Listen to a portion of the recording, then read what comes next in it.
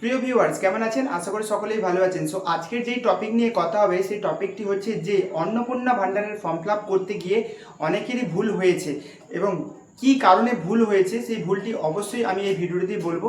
আমার চ্যানেলে নতুন আছে, চ্যানেলটি সাবস্ক্রাইব করে আমার সঙ্গে জুড়ে থাকবেন। তো চলুন ভিডিওটি শুরু করা যাক।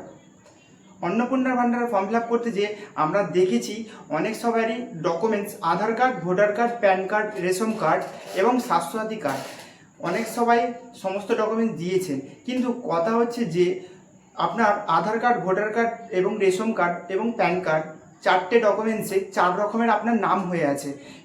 কেমন, যেমন আপনার একটা অক্ষর ভুল আছে, যার জন্য ওই ফর্মটি এর জন্য আপনার ক্যান্সেল হতে পারে। যারা যারা ফর্ম ফিল আপ করেছিলেন, কারণ তাদের সমস্ত ডকুমেন্টসে এক নাম নাই, যার জন্য ক্যান্সেল হতে পারে।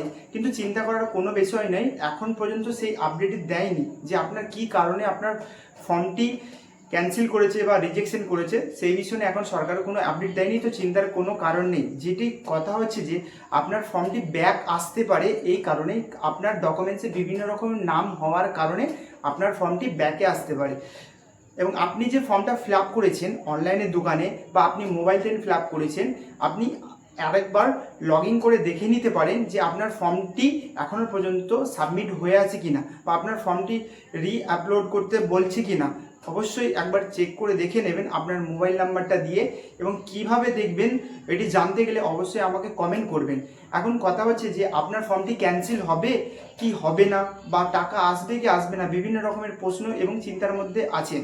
আমি আপনাদেরকে বলবো, আপনারা 2 তারিখ থেকে নিয়ে আগামী মাসের 2 তারিখ থেকে নিয়ে 20 তারিখ পর্যন্ত ওয়েট করুন, কারণ টাকা সরকার সবারই অ্যাকাউন্টে দেবে, ধীরে ধীরে দেবে, ভেরিফিকেশন করবে, হবার পরে তারপরেই আপনাদের অ্যাকাউন্টে টাকা আসবে। কথা হচ্ছে যে এখন অনেক সময় অনেক ভুল করেছে, সো ওই ভুলটা নিয়ে কোনো কেউ চিন্তা করবেন না। আগামী মাসে 2 তারিখ থেকে নিয়ে 20 তারিখ পর্যন্ত ওয়েট করতে থাকুন। তারপর আপনার ফর্মটি একবার নিকটবর্তী অনলাইনের দোকানে দেখে নেবেন, বা হয়তো আপনার এসডিও বা বিডিও অফিসে আপনাকে যেয়ে কথা বলে দেখতে হবে। তো সেই বিষয় নিয়ে এখন কোনো চিন্তা করার কোনো দরকার নেই, আপনি চুপ করে থাকতে পারেন। ঠিক আছে, তো চলুন আসছি পরবর্তী আপডেট নিয়ে।